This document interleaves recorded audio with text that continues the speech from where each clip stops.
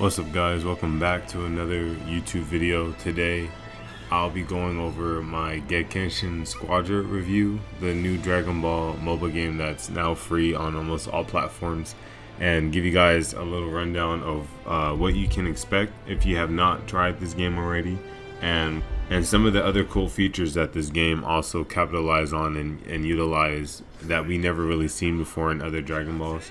But starting off, the outfits for this game is crazy.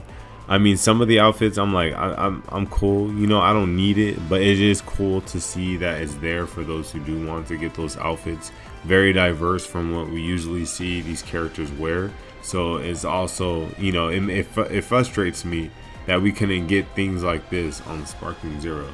But you know, at least Gekishin Squadra has it. Other than outfits, there is, like, in the edit section of every character, there's a custom mode where you can change the cinematics, or how, I don't know how to explain it, not emotes, but they change the cinematics for certain scenarios. So when you start the battle, you can change how you fly in, you can change your intro when they introduce your character, you can change your outro, you can change and unlock different MVP cinematics, you can unlock different cinematics when you grab the Dragon Ball, and different cinematics when you do your ultimate as well. So it's like there's a lot of room for customization when it comes down to this. I feel like they're going to capitalize heavy on how characters do certain things. There's even cinematics in combat where you're fighting another player, and when you kill them, they do a little takedown animation.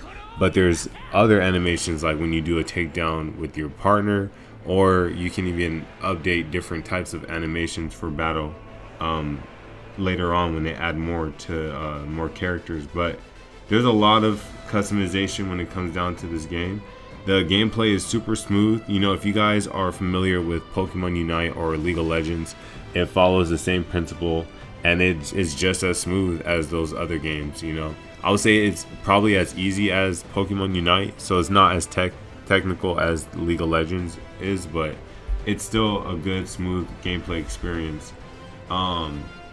They already got W's for having a free battle pass, which is super nice because the battle pass includes a lot of things like more Zenny, upgradable material, you know, new character supporters, as well as character unlock tokens. So you get to a certain level, you can unlock another character. So there is better incentives when it comes down to having this new battle pass, and the reward system on this is leagues better than how they did it on Sparking Zero.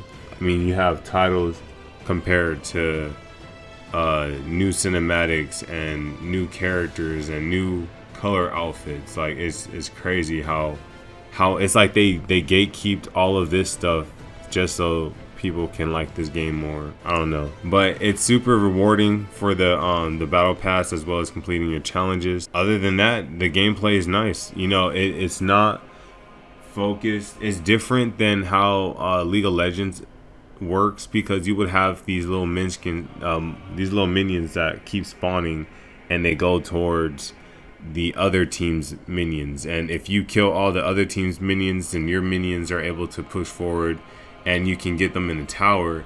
And once they're in the tower is not going to shoot you, it's going to shoot the minions, allowing you to attack the tower.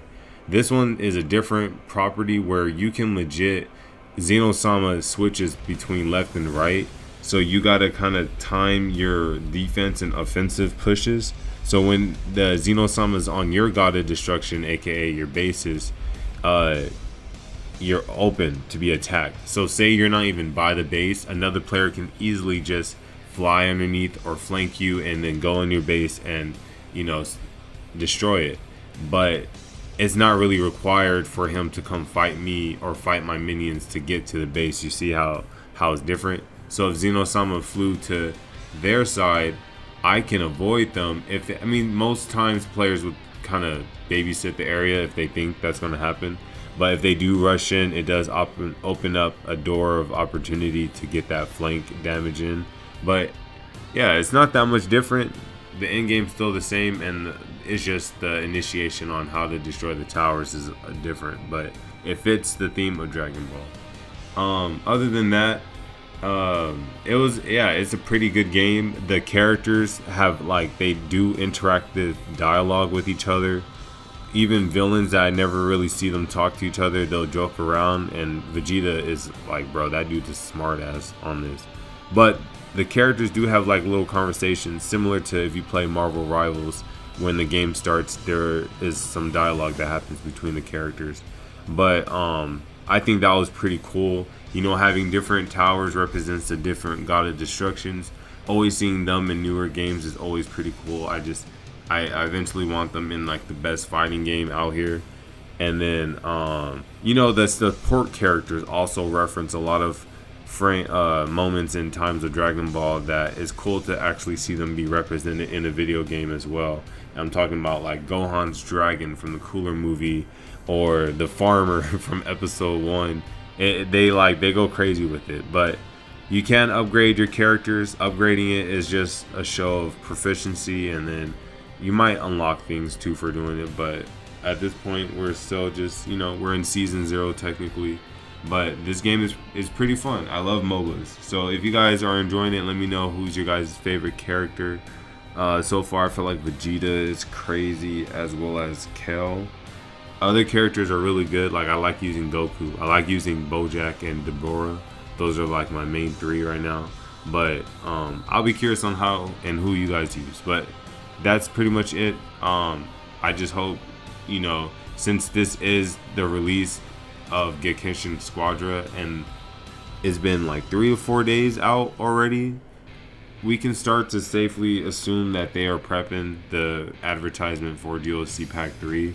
I made a video earlier saying that this will come out, like the promotion will come out in the middle of September, because if they're going to follow release date trends, they're going to release this DLC Pack 3 either before Tokyo Game Show. If we don't get nothing before Tokyo Game Show and they dragged it all the way to Tokyo Game Show and be like, releases today, that's going to be so much bullshit that they waited last minute.